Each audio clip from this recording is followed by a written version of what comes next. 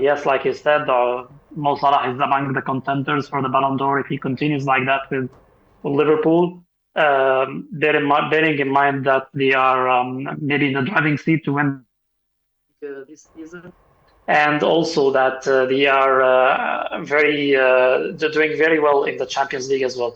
Maybe Omar Marmoush, he had a great move, a big leap from Eintracht Frankfurt in the Bundesliga to Manchester City, but unfortunately, it's not the best of seasons for the citizens so far. They have been struggling under Pep Guardiola. He hasn't been finding the right formula so far. The team looks like in shambles. I've seen their most recent defeat to Arsenal 5-1. So yeah, I think in the second half of this season. But Mo Salah is of course having a great year. Focus on Omar Marmoush first, then we move to Mohamed Salah. Now, Marmoush, this is a big move for him, don't you think so? And looking at how big Manchester City is and looking at how certain players like Jack Grealish and others have failed to live up to the billing when they make that move, do you think this move to Manchester City is the best for him, considering he was even in the running to replace Mohamed Salah at Liverpool, but he has now ended up on the other side with Pep Guardiola?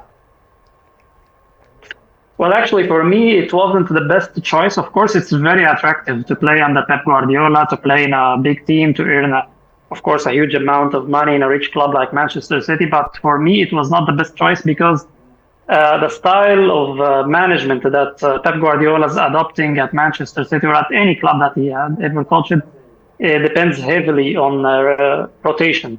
So he's not going to have, yes, he had started two games since joining Man City, but he's not going to have these chances regularly. If you look at Manchester City since Guardiola took over, there are only 3 players that have been always ever present in his lineup since he signed them. Kevin De Bruyne, Rodri, and Erling Haaland. All other players in all of different lines are always rotating. They are week in, week out. So it's not that consistent 11 that he's going to have. It's not that main role that he's going to have. If he had joined another club like Arsenal or like Liverpool, I think he would have made a better move. And it's always hard for any player to move in the winter and make an impact.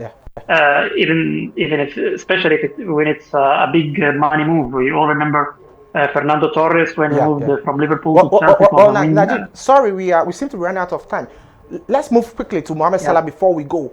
Now, Salah is left with 6 months on his contract, and we know per the football rules, he's open to speak to a lot of clubs. He's chosen a tactic which is quite unusual for a player.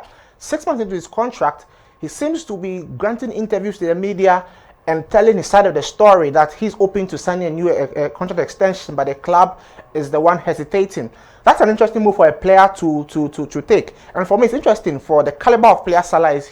For the longest time, he's not granted a lot of interviews when he was at Liverpool. But in the last 2-3 months, he's done a lot of press engagements, especially in the mixed zone. What do you think is the tactics? And for Egyptians, what do you make of this whole situation?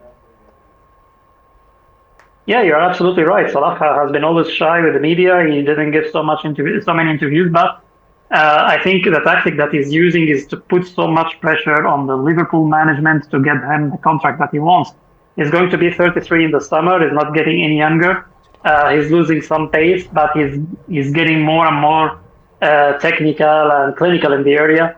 I think he's scoring more than ever now. Right now, he's top scorer of the Premier League. He's now the most important player in Liverpool, with no doubt. I think he wants like a 2 or 3 year contract, not only a 1 year contract like Liverpool has been offering to him. You know that the club strategy that is not to offer long-term contracts for older players, but he wants to stay at Liverpool. He wants to keep his legacy, to chase the remaining records. He has been breaking every day a new record. And I think the way that he has been speaking to the media, telling his side of the story, was to put more pressure on the club management, showing the fans that he's eager to stay at Liverpool and making them offer him a new deal. All right. Thank you very much, Amr Najeeb, who is a veteran Egyptian sports journalist. We'll catch up with you sometime later when Egypt comes.